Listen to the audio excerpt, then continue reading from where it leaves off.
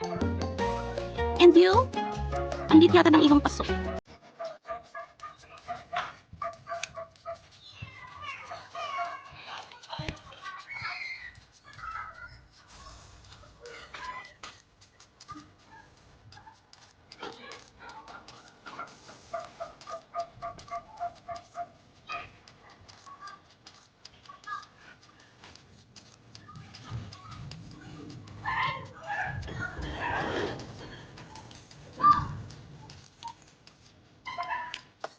Update ko kayo sa magiging result nitong aking Mayana Challenge planting. Mayana Planting Challenge.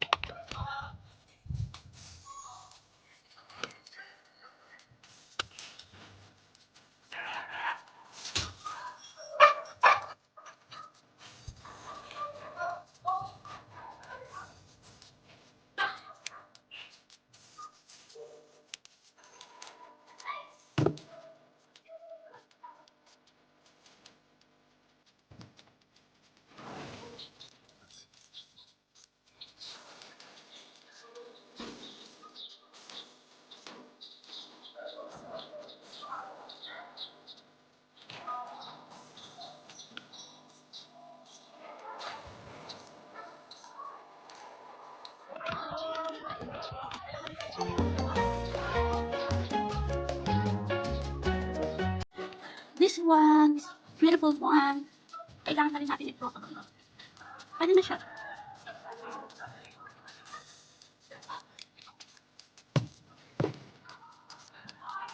Since wala pa siyang bud, hayaan muna natin yung kanyang dahon.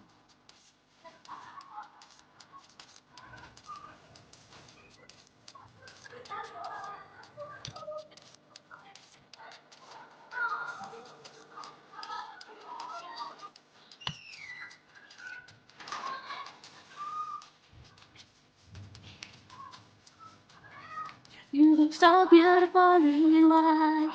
So as long as I live, I love you. You give it for me. Yeah, so beautiful. At ikaw naman, dear? Ano bang magagawa namin sa iyo? Ayoko namang lumakit ng legi, no? So, I decided to make food for you. Okay? Meron naman siyang bud doon sa kanyang punuan. So, this one ay maganda siyang atunitan. Okay?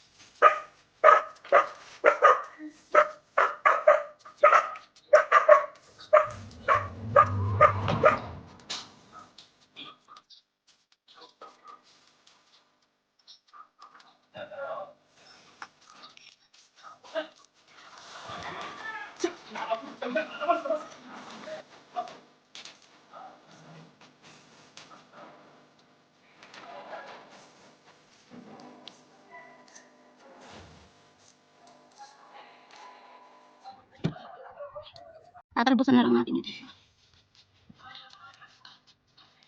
Bye! Kawawa.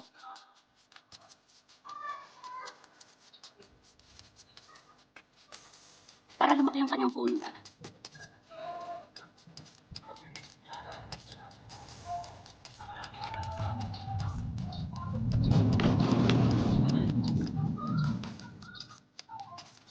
Ito naman, kailangan ko lang i-propagate my hair.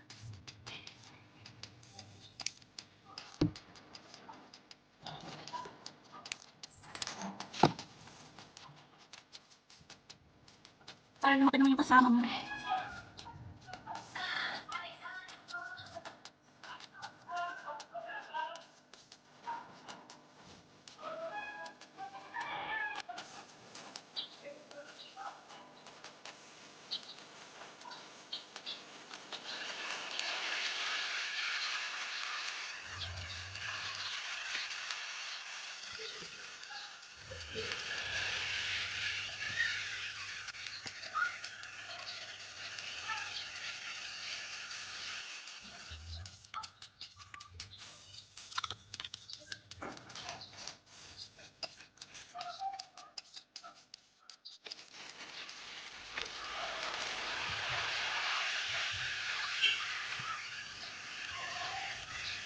Ito kasi siya kawawa. So,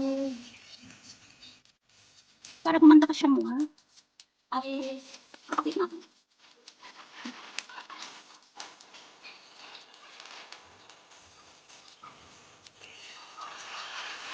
Para lumaki sila ng sabay-sabay.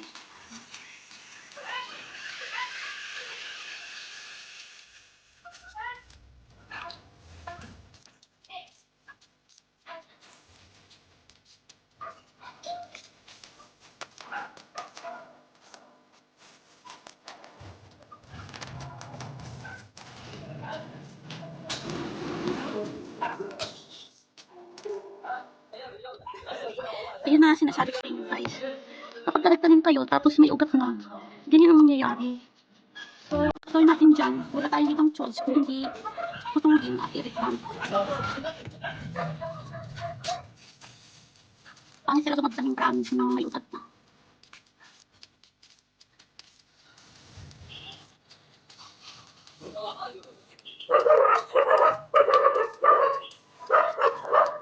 At ito naman, maliit masyado. Tapos leggy pa. Para lumaki yung kanyang paa. Paa talaga. Kailangan natin siyang talbusan. Tatalbusan natin siya. Or i-replant na lang. Pwede na natin ito siyang i-replant. Tapos ito yung ating tatalbusan. Para lumaki yung kanyang paa. Ay, grabe. Ano bang tawag ko? Paa. Okay. Yung kanyang stem.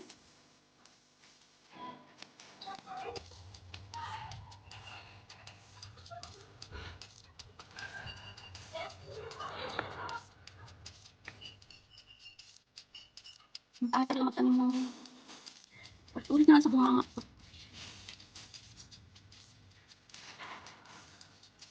Tapos ngayon pa lang, tanggalan ko natin ng talbos. Patay na siya. Tinanggalan ko na, wala na silang talbos lahat. Para lumaki yung puno.